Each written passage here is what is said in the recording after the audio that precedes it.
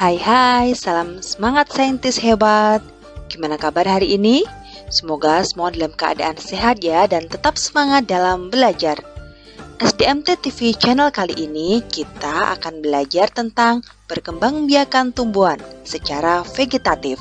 Setelah kemarin kita sudah belajar tentang perkembangbiakan tumbuhan secara generatif. Wah, kira-kira apa ya bedanya? Silakan simak pembelajaran kita kali ini.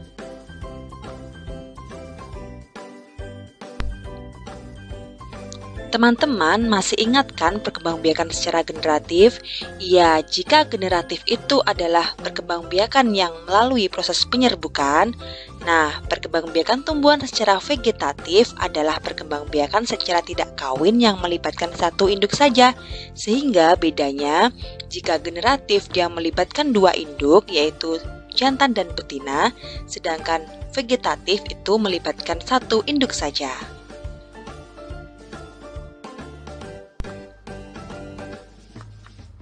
Perkembangbiakan vegetatif itu dibagi menjadi dua ya teman-teman. Yang pertama adalah vegetatif alami dan yang kedua adalah vegetatif buatan. Nah, apa bedanya? Vegetatif alami adalah terjadi dengan sendirinya tanpa bantuan manusia, sedangkan vegetatif buatan tentu melibatkan bantuan manusia.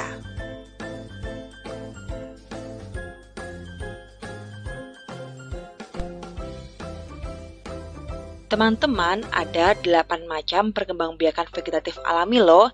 Apa saja? Yang pertama adalah umbi batang. Selanjutnya adalah umbi akar, kemudian umbi lapis, akar tinggal atau rizoma, geragih atau stolon, tunas, tunas adventif, dan yang terakhir adalah spora. Yuk kita bahas satu-satu.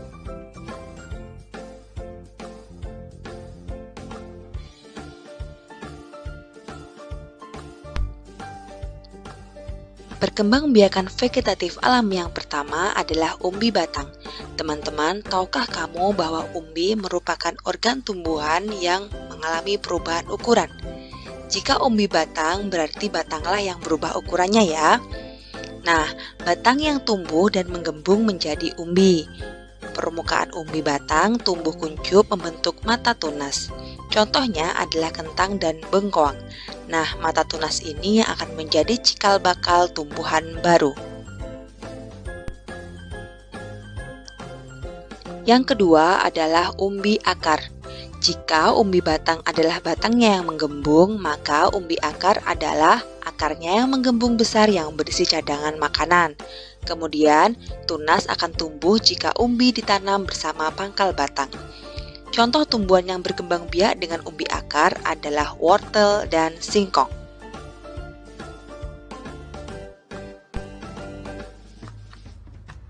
Teman-teman, pernah tahu bawang merah kan? Nah, bawang merah ini termasuk contoh tumbuhan yang berkembang biak dengan umbi lapis. Pelepah daun yang berlapis-lapis, kemudian cara berkembang biaknya dimulai dengan tumbuh siung pada tunas yang paling luar. Nah, tumbuhan yang berkembang biak dengan umbi lapis contohnya adalah bawang merah, bawang putih, dan juga bunga bakung.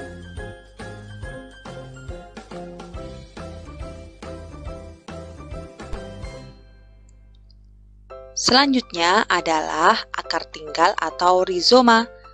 Nah, apa itu? Jika batang tumbuh menjalar di permukaan tanah, kemudian cara berkembang biaknya dimulai dengan tumbuh tunas pada ruas akar tinggal. Apa ya contoh tumbuhan yang berkembang biak dengan akar tinggal?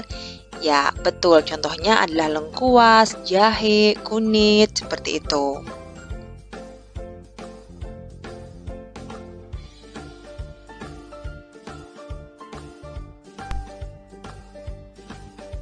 Perkembangbiakan vegetatif alami yang kelima adalah geragih atau stolon. Teman-teman pernah makan buah stroberi kan? Nah, buah stroberi ini merupakan contoh perkembangbiakan dengan geragih atau stolon, yaitu batang tumbuh mendatar di permukaan tanah. Kemudian cara berkembang biaknya dimulai dengan tumbuh-tumbuhan baru pada kuncup ujung yang menyentuh tanah. Dan bagian yang menyentuh tanah akan berakar dan berdaun dan tetap berhubungan dengan induk. Nah, seperti itu ya. Selain stroberi, rumput teki juga berkembang biak dengan geragih atau stolon.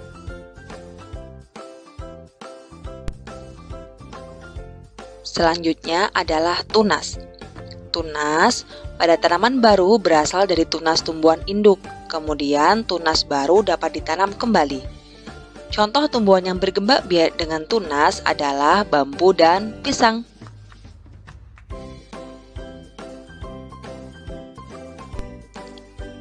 Selanjutnya adalah tunas adventif. Apa bedanya dengan tunas? Tunas adventif itu adalah tumbuh di tepi daun akan tumbuh akar. Ya, jika tunas itu tumbuh dari akar, maka tunas adventif tumbuh di tepi daun. Selanjutnya, tunas baru dapat menjadi individu baru. Contoh tumbuhan yang berkembang biak dengan tunas adventif adalah cocor bebek dan wijaya kusuma. Nah, bisa dilihat kan pada gambar?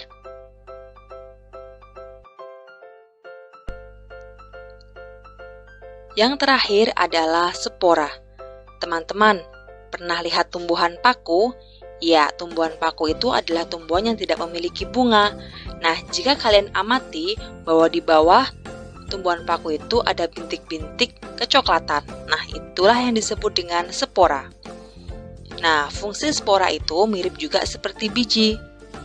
Oke, contoh tumbuhan yang berkembang biak dengan spora adalah lumut dan tumbuhan paku.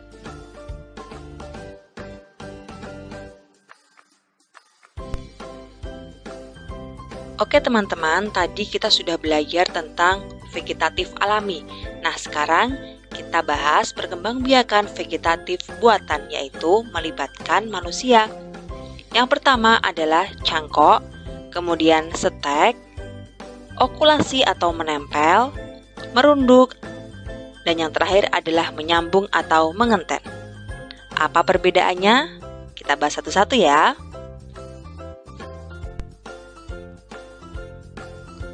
Yang pertama adalah cangkok. Apa itu cangkok? Cangkok adalah perkembangbiakan vegetatif buatan dengan mengupas kulit batang dan membungkus dengan tanah humus. Tapi tidak semua tumbuhan itu bisa dicangkok ya. Syarat cangkok itu adalah tumbuhan yang berkayu atau dikotil. Bagaimana tahapannya? Tahapan mencangkok, yang pertama adalah dahan dikupas sampai terlihat bagian putihnya. Kemudian, dahan ditutup dengan kain humus. Setelah itu, dahan dibungkus dengan plastik dan diberi lubang-lubang kecil. Kemudian, setelah beberapa hari, akar akan muncul di dahan. Dan dahan dipotong dan dipindahkan ke pot atau tanah. Contoh, tumbuhan yang berkembang biak dengan cangkok adalah jeruk dan mangga.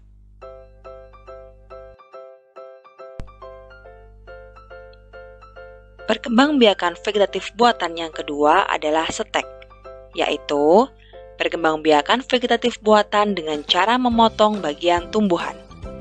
Syaratnya adalah tumbuhan memiliki mata tunas. Bagaimana tahapannya? Tahapan setek adalah yang pertama, dahan potong dan dipindah ke tanah. Kemudian, hasil potongannya ditanam ke tanah yang subur. Selanjutnya, akar akan muncul dari batang dan tumbuh menjadi tumbuhan baru. Contoh tumbuhan yang bisa dikembangbiakan dengan setek adalah singkong dan tebu.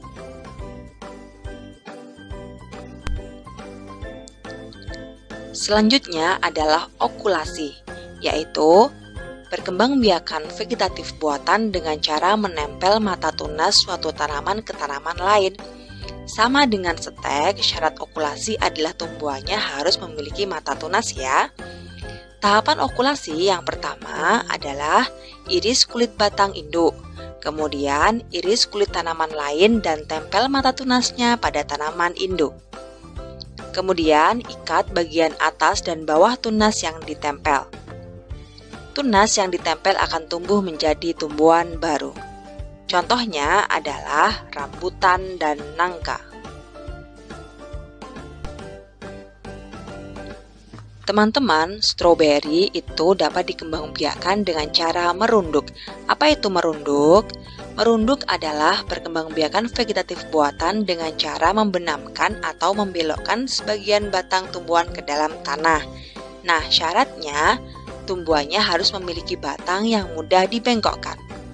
Oke, bagaimana tahapannya? Tahapannya yang pertama adalah pilih batang tanaman yang dibengkokkan. Kemudian, tanam batang yang dibengkokkan ke dalam tanah. Batang yang ditanam akan muncul akar dan tumbuh menjadi tumbuhan baru. Contohnya selain stroberi adalah apel. Yang terakhir adalah menyambung. Apa itu menyambung? Ya, menyambung adalah perkembangan vegetatif buatan dengan cara menggabungkan dua batang tanaman yang sejenis. Berarti jika sejenis, syarat menyambung adalah tumbuhannya harus sejenis ya. Tahapan menyambung adalah yang pertama, potong batang membentuk huruf V. Kemudian, sambung kedua tanaman dan ikat dengan plastik. Batang yang disambung akan tumbuh menjadi tumbuhan baru. Contohnya adalah ubi kayu yang berakar kuat dengan ubi kayu yang berbuah gurih.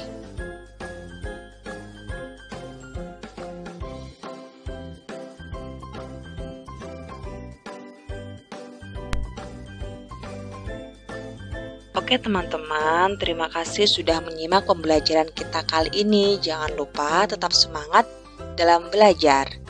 Baik, thanks for watching and jangan lupa subscribe, like, and share SDMT TV channel. Sampai jumpa di pembelajaran selanjutnya. Bye-bye.